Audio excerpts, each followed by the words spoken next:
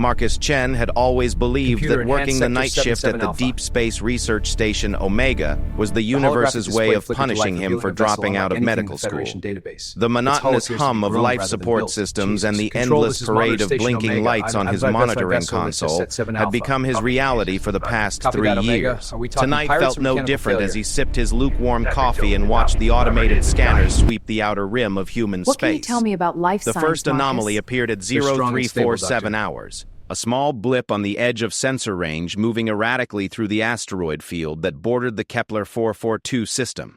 Marcus rubbed his eyes, certain it was another piece of space debris, or perhaps a malfunctioning mining drone. But the signature was wrong. Too organic.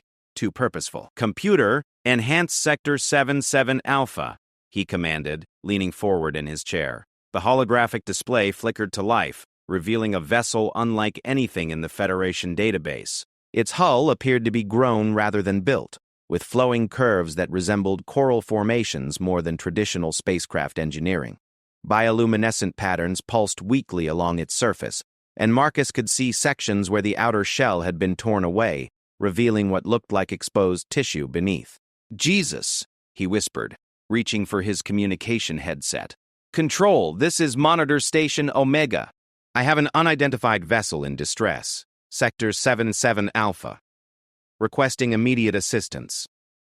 Static filled his earpiece for several seconds before the tired voice of Controller Harrison responded. "Copy that, Omega. Are we talking pirates or mechanical failure?" Marcus stared at the strange craft as it tumbled slowly through space, its bioluminescent patterns growing dimmer with each passing moment. "Neither, Control. This is definitely not human technology.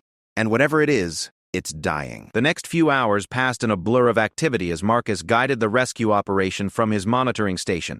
The Federation's fastest response ship, the medical frigate Hippocrates, was dispatched from the nearby colony of New Geneva. Marcus watched through the external cameras as the sleek white vessel approached the alien craft with careful precision. Dr. Sarah Martinez, the Hippocrates' chief medical officer, established a video link with Marcus as her team prepared for first contact. Her face appeared on his monitor, professional but clearly excited beneath her composed exterior. "What can you tell me about life signs, Marcus?" she asked, her fingers dancing across unseen controls. Marcus consulted his readings. "It's hard to get a clear picture through that organic hull, but I'm detecting what might be a single life form. Very weak bioelectrical activity, core temperature dropping rapidly. Whatever this being is, it doesn't have much time." The boarding operation was unlike anything in Federation protocols. Instead of cutting through metal bulkheads, the medical team had to carefully penetrate the living hull of the vessel, which seemed to seal itself around their entry point like healing flesh. Marcus watched through their helmet cameras as they moved through corridors that pulsed with a faint heartbeat, walls that were clearly alive and suffering. They found her in what could only be described as the ship's heart chamber. She was humanoid but clearly alien, her skin a pale blue-green that seemed to shimmer with its own inner light. Her features were delicate, almost elvish, with large eyes that remained closed as she lay unconscious in what appeared to be a biomechanical life support pod. Her breathing was shallow and labored, and Marcus could see through the medical readouts that her condition was critical. "Marcus, we need you here," Martinez's voice crackled through the communication system. "This is beyond anything we've prepared for. Her physiology is completely unknown, and our medical equipment can barely get coherent readings. We're going to need someone with your monitoring expertise to help us understand what we're dealing with." Within 6 hours, Marcus found himself aboard the Hippocrates for the first time in his 3 years of service. The medical bay had been transformed into an alien treatment center, with the being's life support pod carefully integrated with human medical equipment. She was even more striking in person, her features peaceful despite her obvious distress. "Doctor," Martinez briefed him quickly as they worked.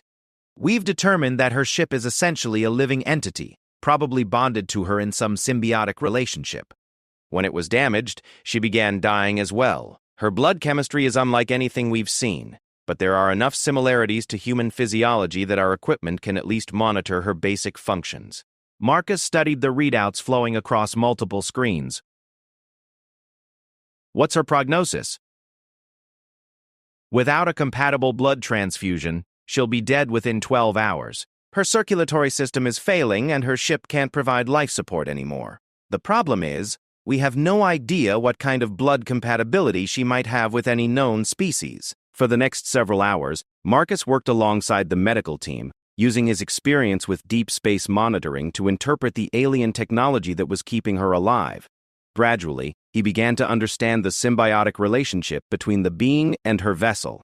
They were more than pilot and ship. They were partners in a biological sense, sharing nutrients, oxygen, and even emotional states.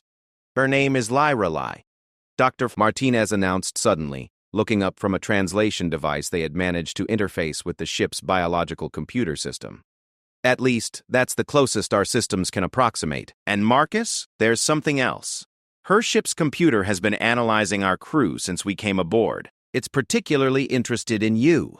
Marcus looked up from his console, confused. Me? Why? The answer came in the form of a weak harmonic tone from the ship's walls, translated through the communication system into broken English.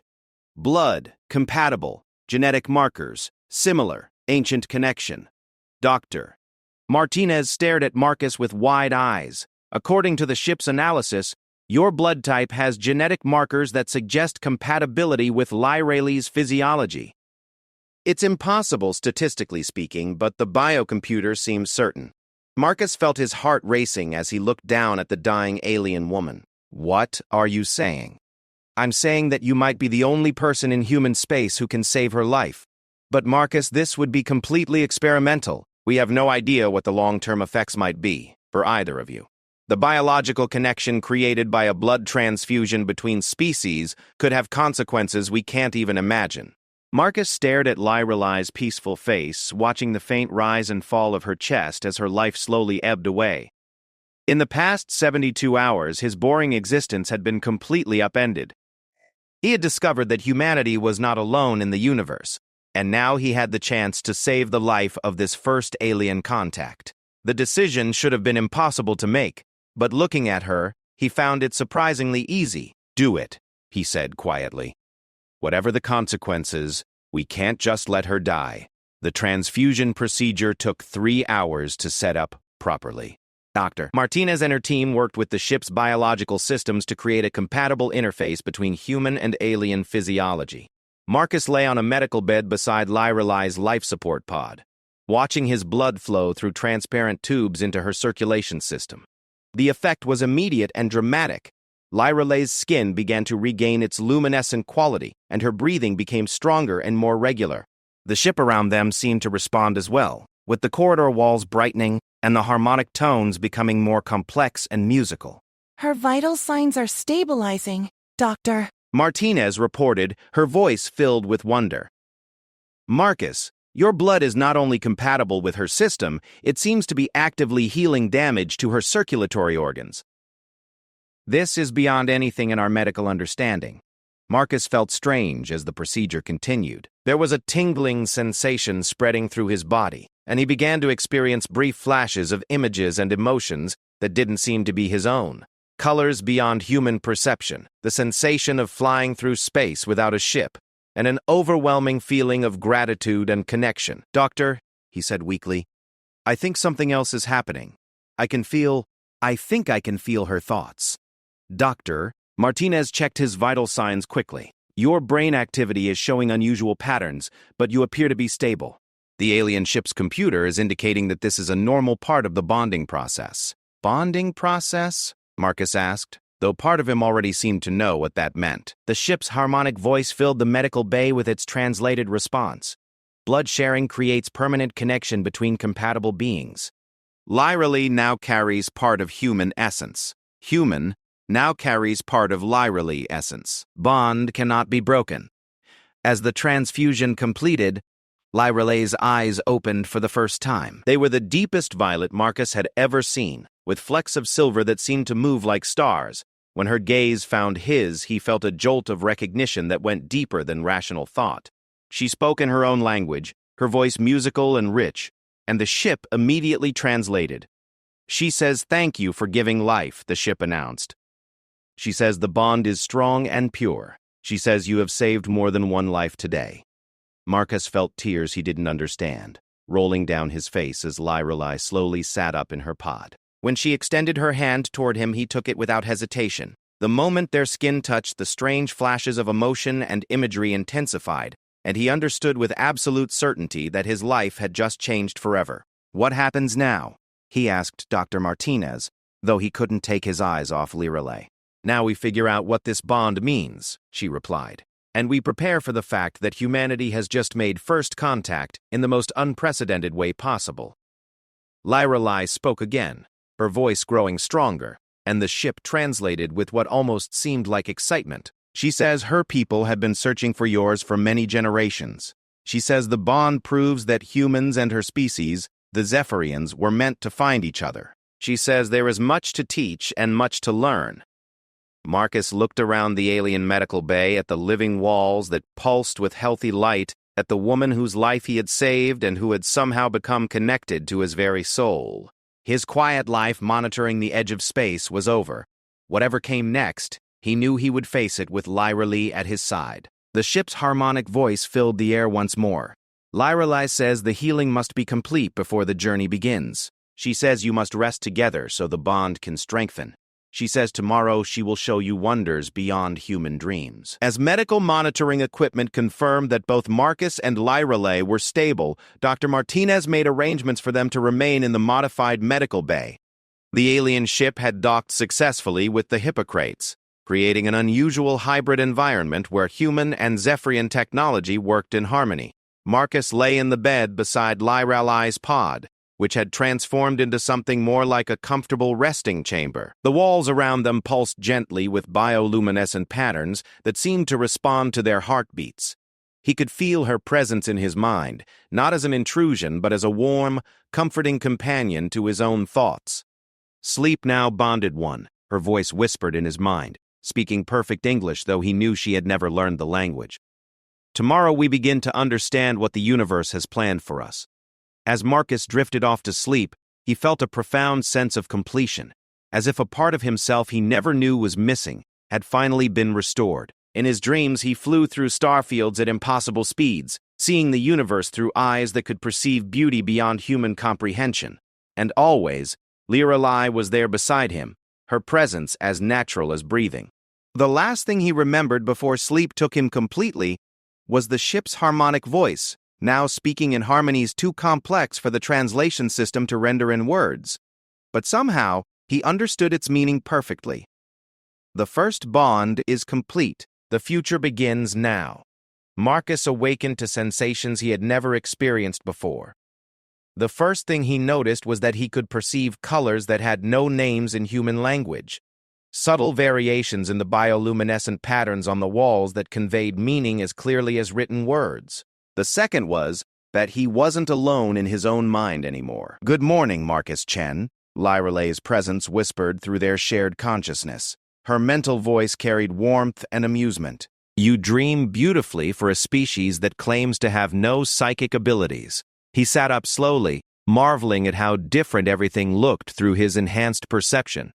Lorelei was sitting cross-legged on her transformed pod, which now resembled a flowering lotus made of living crystal. Her recovery was remarkable. The pale, dying being from yesterday had been replaced by a vibrant woman whose skin held the soft luminescence of moonlight on water.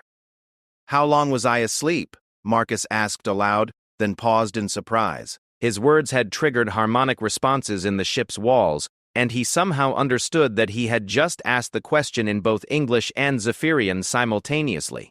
14 of your hours, Lorelei replied, speaking aloud in perfectly accented English. "The bond has been working while we rested, creating neural pathways between our minds and allowing our languages to merge. Your Federation doctors have been quite fascinated by the brain scans." As if summoned by their conversation, Dr. Martinez entered the chamber carrying a tablet full of medical readouts. Her expression was a mixture of professional excitement and barely contained wonder. "Marcus, you need to see these results," she said, pulling up holographic displays of brain scans. "Both of your neural patterns have fundamentally changed. You're showing activity in regions of the brain that were previously dormant, and Lorelei is displaying brain functions that shouldn't be possible given her species' neurological structure." Lyrelei rose gracefully from her resting place and approached the displays. When she gestured at the holographic images, they responded to her touch like living things, reorganizing themselves to show different perspectives and data correlations. The bond created evolutionary acceleration, she explained to Dr. Martinez. Marcus now carries the genetic memory of my people's psychic abilities, while I have gained access to human analytical thinking and technological intuition. We have become something new. Marcus studied his own brain scan, seeing the dramatic changes in neural density and electrical patterns. What does this mean for me? For us? It means you can never go back to being simply human, Lyrelei said gently, her mental presence offering comfort even as she delivered difficult news. And I can never be simply Zephyrian again. We are bonded beings now, the first of our kinds to achieve this level of symbiotic evolution. Dr. Martinez looked between them with scientific curiosity. Lyrelei, your ship's computer mentioned that your people have been searching for humans. Can you explain why? Lyrelei's expression became distant, and Marcus felt her accessing memories that were vast and ancient. Through their bond, he experienced flashes of her people's history, a nomadic spacefaring civilization that had been traveling between galaxies for millions of years, guided by prophetic visions of a species they called the Gene Weavers. My people are explorers and guardians, Lyrelei began, her words causing the ship's walls to display flowing patterns of light that illustrated her story. We have traveled beyond the edge of your galaxy, cataloging life and protecting worlds from cosmic threats. But for 1,000 generations, our prophets have spoken of a species that would complete us, beings whose genetic structure could bond with ours to create something greater than either could achieve alone. Marcus felt the weight of cosmic destiny settling on his shoulders. And you believe humans are this species? Not all humans, Lyrelei clarified, her gaze meeting his with an intensity that sent shivers through their shared consciousness. Only those with the proper genetic markers. The Federation scientists estimate that perhaps 1 in 10 million humans could successfully complete the bonding process. You are extraordinarily rare, Marcus Chen. The implications hit him like a physical blow. So this isn't just about me and you. This is about the future of both our species. Lyrelei nodded solemnly. The bond we share is proof of concept for a new evolutionary path. If successful, it could allow both our peoples to transcend their current limitations. Humans would gain access to psychic abilities and greatly extended lifespans. Zephyrians would gain human creativity and adaptability. Together, we could become guardians of not just this galaxy, but all the galaxies beyond. Dr. Martinez was recording everything on her tablet, her hands shaking slightly with excitement. Lyrelei, you mentioned cosmic threats. What kind of dangers are we talking about?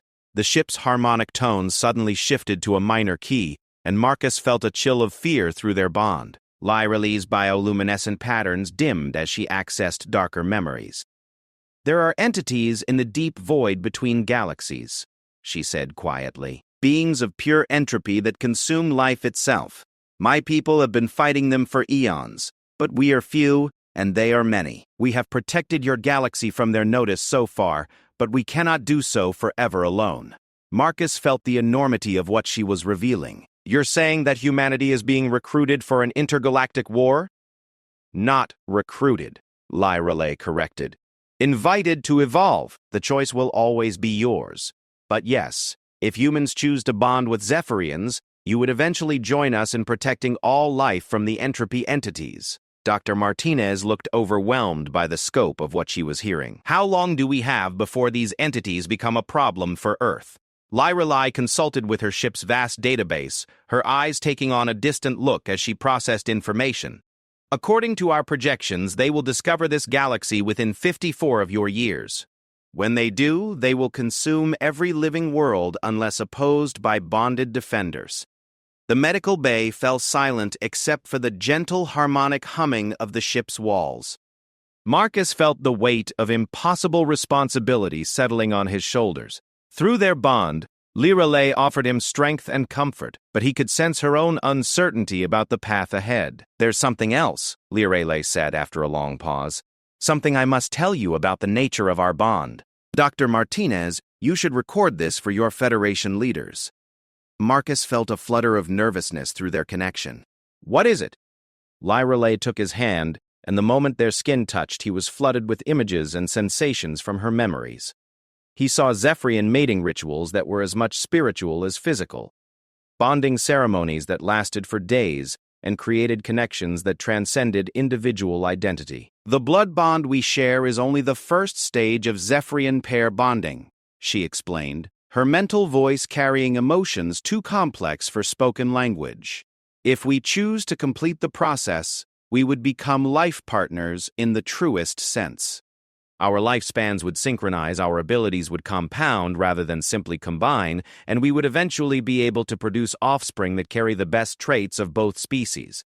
Marcus felt his face burning with embarrassment and something deeper he couldn't name. You're talking about marriage, alien marriage, more than marriage as your species understands it, Lyrelay replied. Complete unity of mind, body, and purpose, two beings becoming one while remaining individuals. It is the highest form of connection my people can achieve. Dr. Martinez cleared her throat diplomatically. And this is necessary for the evolutionary process you described? For the fullest realization of bonded potential, yes, Lyrelay confirmed. But Marcus should not feel pressured to make this choice quickly. The blood bond gives us time to truly know each other before deciding whether to proceed with full pair bonding. Marcus felt relief and disappointment in equal measure. Through their mental connection, he sensed that Lyrelay was experiencing similar conflicted emotions. The attraction between them was undeniable, enhanced by their psychic bond, but the implications of their connection went far beyond personal feelings. How long do we have to decide? He asked. Zephyrian bonding cycles follow cosmic rhythms, Lyrelay explained. The next optimal time for completing our bond would be when this solar system reaches its peak harmonic alignment, approximately 6 of your months from now. Dr. Martinez made notes on her tablet. And in the meantime? In the meantime, we learn about each other's peoples, Lyrelay said. I would like to visit Earth and experience human civilization. Marcus would benefit from seeing my home vessel and meeting other Zephyrians. We need to understand what we would be choosing to become. Marcus felt excitement building through their bond. Despite the enormous implications of everything he had learned, the prospect of exploring the universe with Lyrelay filled him with anticipation he hadn't felt since childhood. There's a Zephyrian fleet? He asked. Lyrelay smiled, and the expression transformed her already beautiful features into something radiant. Not a fleet, as you would understand it. A migration. 17 living ships carrying the last of my people as we search for a new home galaxy. They are currently hidden in the dark matter shadows beyond your solar system, waiting for my signal. The scale of first contact suddenly became clear to Marcus. This wasn't just about him and Lyrelay. 17 ships full of aliens were waiting just outside human space, their future potentially dependent on the success of this unprecedented bond. Dr. Martinez, Marcus said, turning to the doctor who had been frantically taking notes throughout their conversation. You need to contact Federation Command immediately. This is bigger than anyone imagined. Already done, she replied. Admiral Harrison is en route with a diplomatic team. They should arrive within 12 hours. Lyrelay's expression became thoughtful. I should prepare for first formal contact between our peoples. Marcus, would you help me understand human diplomatic protocols? Through our bond, I can access your memories of human behavior, but I would value your conscious guidance. Marcus felt a surge of protectiveness toward Lyrelay, as he imagined her facing a room full of human military officials and diplomats. Through their connection, he sensed her own nervousness about representing her people in such a crucial first meeting. Of course, he said, but Lyrelay, you should know that humans can be complicated when it comes to first contact situations. Some will see the opportunity you're offering. Others will see only the threat. I understand, she replied. My people faced similar challenges when we first encountered other spacefaring civilizations. Fear of the unknown is universal among intelligent species. The ship's harmonic tone suddenly shifted to an urgent pattern, and Lyrelay's head snapped up in alarm. Through their bond, Marcus felt her shock and concern. What is it? He asked. My ship's sensors detect 17 human vessels approaching at high speed, Lyrelay said, her voice tight with worry. They are armed and moving in combat formation. Dr. Martinez checked her communication device and paled. That's not Admiral Harrison's diplomatic group. Those are military interceptors from the Outer Defense Command. Marcus felt cold dread settling in his stomach. They're not coming to negotiate. They're coming to capture or destroy the alien threat. Lyrelay stood quickly, her skin's luminescent patterns shifting to colors Marcus now recognized as stress indicators. Marcus, we have a choice to make right now. I can call my people's ships out of hiding to defend themselves, or we can try to resolve this peacefully. But if those human vessels attack my ship while we're bonded to it, we'll die together, Marcus finished, understanding the implication immediately. Through their bond, he felt Lyralay's determination to protect both their peoples, even at the cost of her own life. The realization that she was willing to sacrifice herself, rather than start an interstellar war, filled him with admiration and terror in equal measure. There has to be another way, he said, reaching for her hand. We can't let fear destroy the future before it even begins. Lyrelay squeezed his fingers, and through their connection, he felt her love for him growing stronger despite their brief acquaintance. Then we must show them that humans and Zephyrians can be more together than apart. Are you ready to risk everything for the future of both our species? Marcus looked into her violet eyes, seeing starlight and infinite possibility reflected there. Outside the medical bay, he could hear Dr. Martinez coordinating with the Hypocrites' crew as they prepared for potential conflict. In the distance, 17 human warships approached with weapons powered and intentions unknown. Yes, he said simply. Let's show them what we can become together. The Federation warships arrived like harbingers of humanity's deepest fears. Marcus watched through the Hippocrates observation deck as 17 sleek vessels emerged from hyperspace in perfect military formation, their weapons arrays glowing with barely restrained energy. Admiral Rebecca Stone's flagship, the Dreadnought Defiance, took point position, its massive bulk dwarfing even the medical frigate. Marcus Chen, report to the communications bay immediately. The ship's intercom crackled with unusual urgency. You too, Lyrelay. Admiral Stone wants to speak with you directly. Through their bond, Marcus felt Lyrelay's calm determination despite the obvious threat. Her ship had automatically raised defensive barriers, and the living walls around them had taken on a pearl-like hardness that he somehow knew could deflect energy weapons. They're afraid, Lyrelay observed as they made their way through the Hippocrates corridors. I can sense their emotions even through the distance and metal of their vessels. Fear, curiosity, and a deep-seated territorial instinct. Marcus nodded grimly. Humanity has been alone in the universe for so long that finding out we're not has probably shattered some fundamental assumptions. Add the fact that you're clearly more advanced than us, and fear is a natural response. The communications bay had been hastily reconfigured to accommodate both human and Zephyrian technology. Dr. Martinez was already there, along with the Hippocrates captain, a stern-faced woman named Elena Vasquez. The main screen showed Admiral Stone's weathered face, her gray eyes studying them with the calculating gaze of a career military officer. I am Admiral Rebecca Stone, commanding the 7th Fleet Defense Group. She began without preamble. Mr. Chen, you are to consider yourself under military custody pending investigation into your unauthorized contact with an alien entity. The being designated as Lyrelay will surrender immediately for containment and study. Marcus felt anger flare through their bond, though he wasn't sure if it was his emotion or Lyrelay's. Admiral, with respect, Lyrelay is not an entity or a threat. She's an intelligent being who needs medical assistance, which we provided according to Federation humanitarian protocols. Humanitarian protocols don't cover alien contact, Mr. Chen, Stone replied coldly. And intelligence reports indicate that this being has somehow compromised your mental state. Our scans show radical alterations to your brain chemistry and neural patterns. Lyrelay stepped forward, her movements graceful despite the obvious tension in the room. When she spoke, her voice carried harmonic undertones that seemed to resonate in everyone's chest. Admiral Stone, I greet you in the name of the Zephyrian Migration Fleet. I am Lyrelay, Wanderer of the Void, speaker for the seekers of the Gene Weavers.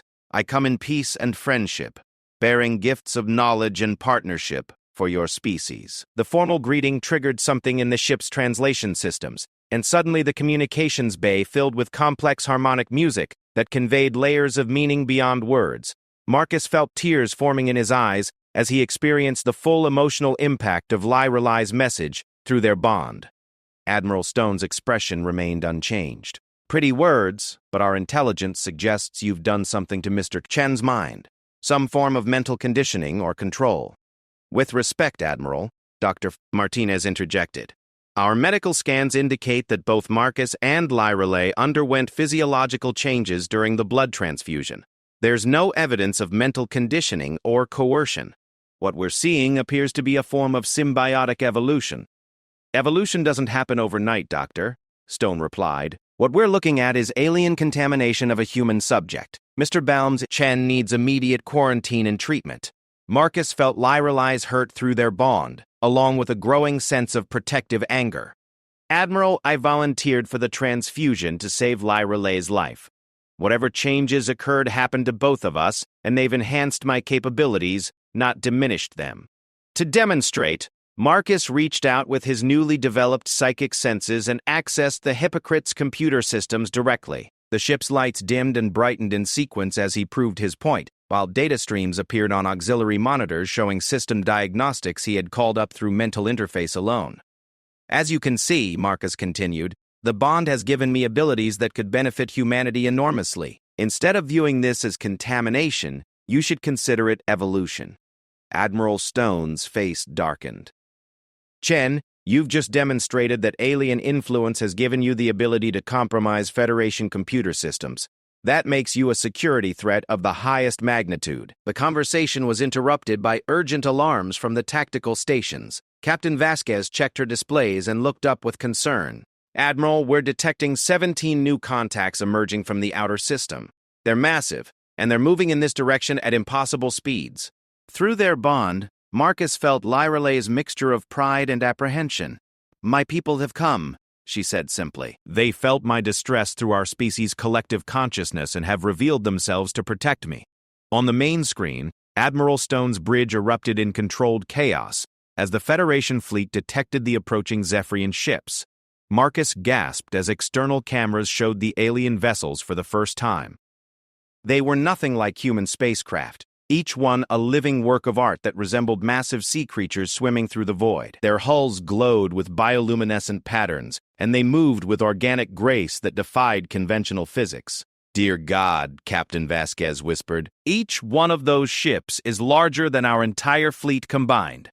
Admiral Stone's voice cut through the amazement with military precision. All vessels, battle stations, prepare for engagement. No! Marcus and Lyreley shouted simultaneously, their voices harmonizing in a way that made the ship's walls resonate with sympathetic vibrations. Admiral Stone, Lyreley continued, her formal diplomatic tone returning, my people are not here to fight. They come to protect their speaker and to evaluate humanity's readiness for partnership. If you attack them, you will be starting a war that your species cannot possibly win. Is that a threat? Stone demanded. It is a fact, Lyreley replied sadly. A single Zephyrian vessel could disable your entire fleet without causing harm to your crews. We have technology that your science would consider impossible, but we do not wish to demonstrate our superiority through violence. We wish to share our knowledge freely. Marcus felt inspiration strike as he watched the standoff develop. Through their bond, he shared his idea with Lyreley, who nodded with growing excitement. Admiral Stone, Marcus called out, I request permission to conduct a demonstration that will prove Lyreley's intentions and show you what human Zephyrian cooperation could accomplish. What kind of demonstration? Stone asked suspiciously. Marcus looked at Lyreley, who smiled and began to glow more brightly. With your permission, we'd like to temporarily disable one of your escort vessels, using only our bonded abilities. No permanent damage, no harm to the crew, just a temporary systems shutdown that your engineers can easily reverse. Absolutely not, Stone replied immediately. I will not allow you to compromise Federation military assets. Then allow us to demonstrate on the Hippocrates, Dr. Martinez suggested unexpectedly. As the senior medical officer, I'm willing to accept the risk if it means avoiding unnecessary conflict. Captain Vasquez looked alarmed but nodded slowly. If it prevents bloodshed, I'll authorize the demonstration. Admiral Stone's image flickered as she consulted with her staff. Very well. But if you cause any permanent damage or harm to personnel, I'll consider it an act of war. Marcus and Lorelei joined hands in the center of the communications bay. Through their bond, Marcus felt their consciousness expanding beyond the confines of their individual minds. He could suddenly perceive the electronic nervous system of the Hippocrates as clearly as his own body, while Lorelei provided the psychic techniques necessary to interface with the ship's computer core. Working together, they sent gentle commands through the vessel's systems. Lights dimmed to comfortable levels, artificial gravity adjusted to reduce strain on the crew, and the life support systems optimized themselves for maximum efficiency. Most dramatically, they caused the ship's hull to resonate with harmonic frequencies that filled the vessel with soothing music. "We're showing enhanced efficiency across all ship systems," Captain Vasquez reported in amazement. "Life support is operating at 150% normal efficiency. Power consumption is down 30%, and structural stress indicators are showing improvements I've never seen before." Through the ship's external cameras, Marcus could see the Zephyrian fleet had arranged themselves in a protective formation around the human vessels. Rather than threatening postures, they had assumed what Lorelei identified through their bond as a ceremonial greeting pattern. "Admiral Stone," Lorelei said, "my people's fleet commander, First Speaker Aliana, requests permission to open diplomatic communications with your Federation. She offers technological exchange, medical knowledge, and protection from cosmic threats that your species will face in the coming decades." Admiral Stone was silent for several minutes as she processed the implications. When she finally spoke, her voice carried the weight of historical responsibility. "Lorelei of the Zephyrians, I am not authorized to conduct formal diplomatic relations with your species. However, I am willing to escort you and Mr. Chen to Earth, where our planetary government can make decisions about humanity's future relationship with your people." Marcus felt relief flooding through their bond. "Admiral, thank you for choosing diplomacy over fear." "Don't thank me yet, Mr. Chen," Stone replied grimly. "There are factions within the Federation who will see your bond with Lorelei as the first step in an alien invasion. The real challenge begins when we reach Earth." Lorelei squeezed Marcus's hand, and through their connection, he felt her determination to succeed despite the obstacles ahead. "First Speaker Aliana wishes to know if a small delegation of Zephyrians may accompany us to Earth for formal first contact ceremonies." "How small?" Stone asked.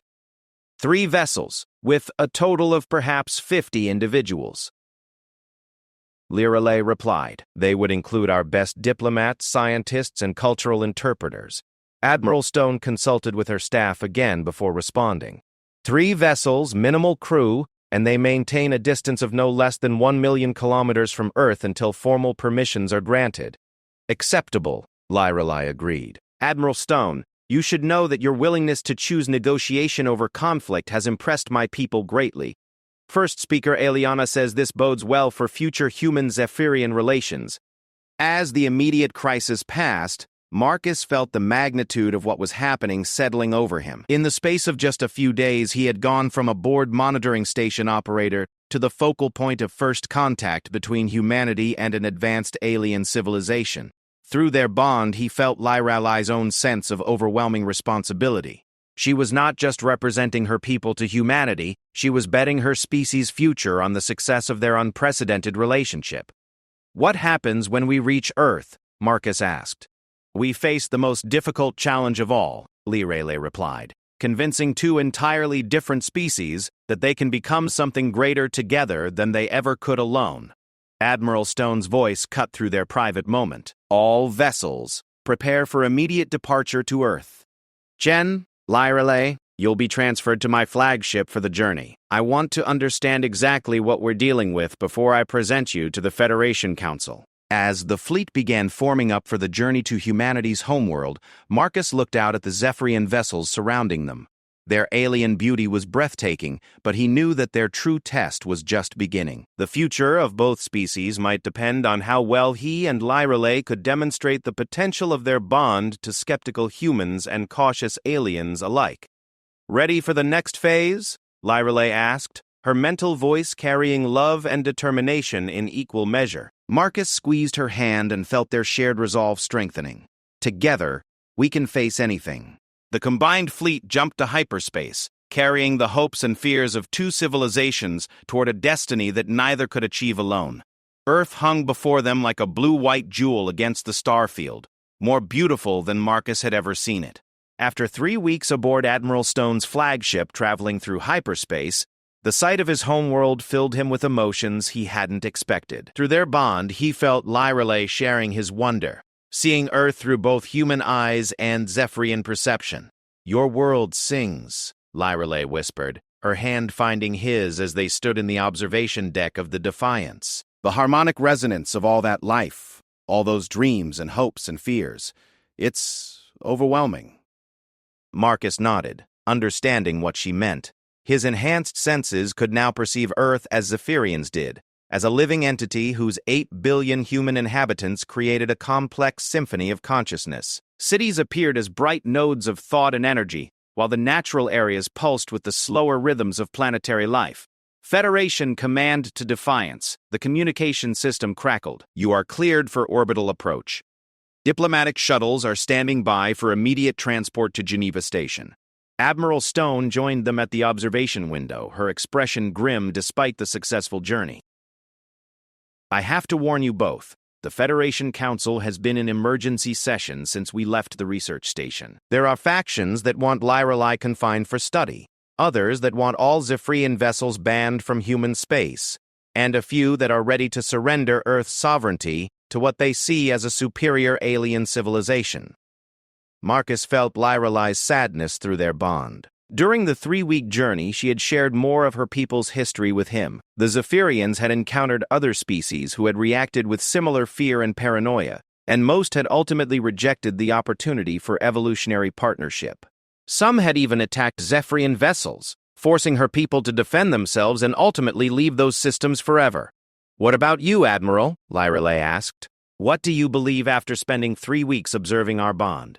Stone was quiet for a long moment, studying the approaching planet. "I believe you're telling the truth about your intentions," she said finally.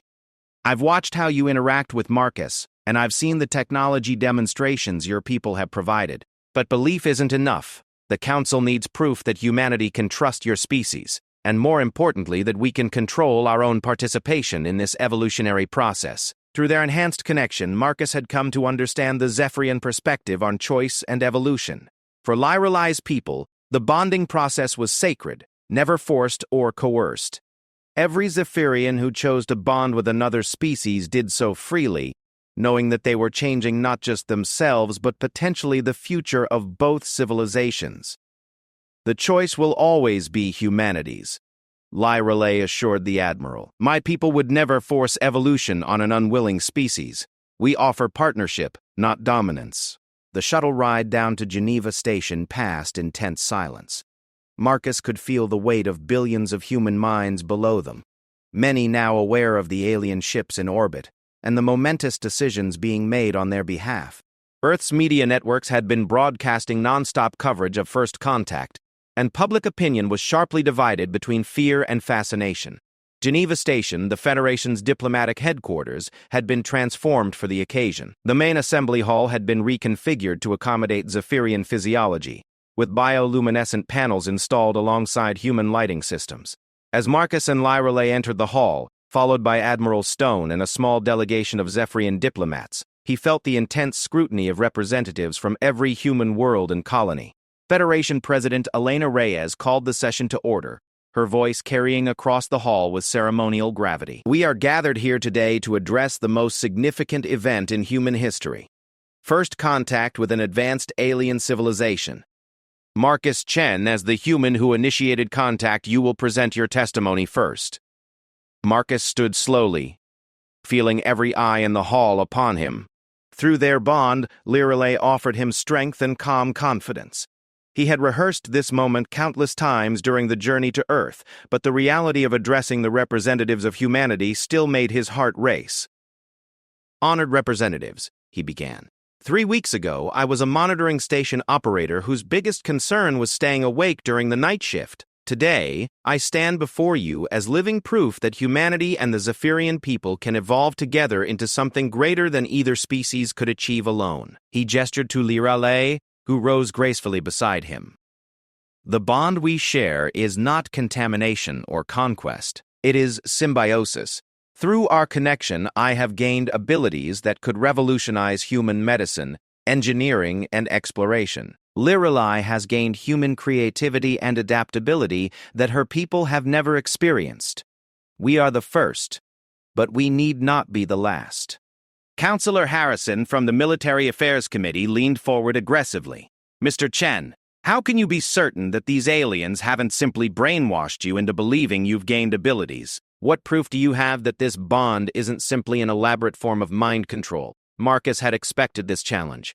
Without speaking, he reached out with his enhanced senses and interfaced with the station's environmental controls.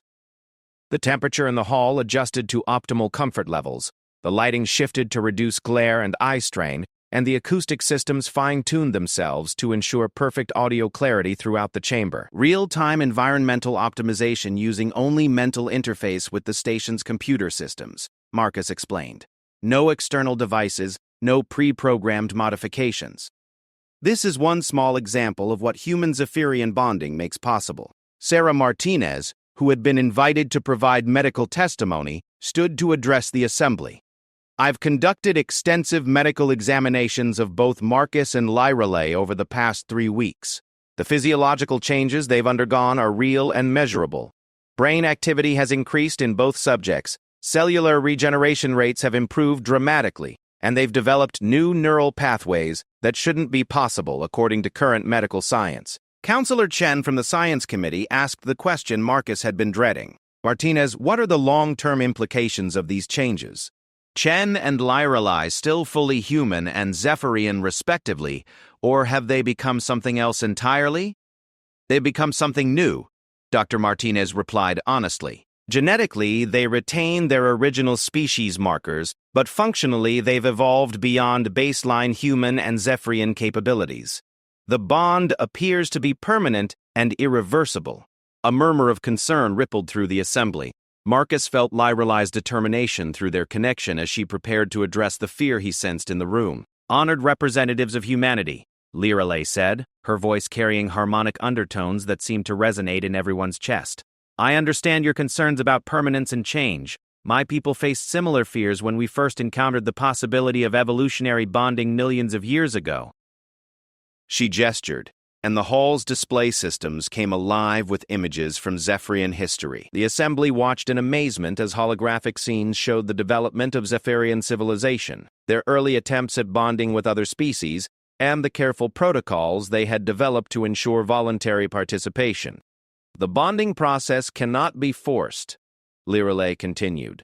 It requires genetic compatibility, emotional resonance, and most importantly, conscious choice from both participants. Of the 17 million humans your scientists estimate exist in Federation space, perhaps 1,000 could successfully complete the bonding process. And of those 1,000, only those who truly desire the partnership would succeed. President Reyes looked around the hall before speaking. Lirelai, your people's offer of technological exchange and protection from cosmic threats is compelling. But many of our citizens are concerned about what humanity might lose if we accept your partnership. How do we maintain our essential human nature while evolving beyond our current limitations? Lirelai and Marcus exchanged glances, and through their bond they shared the complex answer they had developed during the long journey to Earth. Humanity's essential nature is adaptability, curiosity, and the drive to protect what you love, Lirelai replied. These traits are not diminished by bonding. They are enhanced.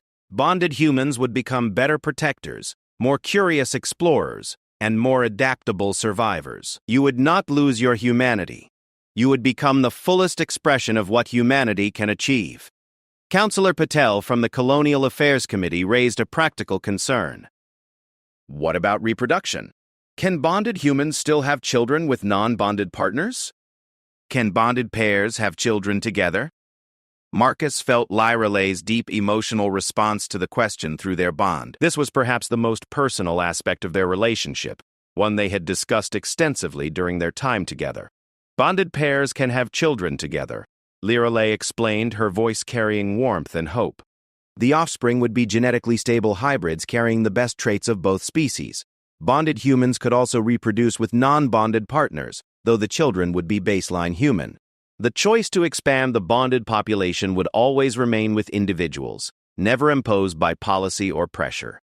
The hall fell silent as the implications sank in. Marcus could feel the weight of the decision pressing down on everyone present. They weren't just voting on a treaty or trade agreement, they were deciding on the evolutionary future of humanity itself. President Reyes called for a recess to allow the representatives to consult with their constituencies. As the hall emptied, Marcus and Lireley found themselves alone, except for Admiral Stone and Dr. Martinez.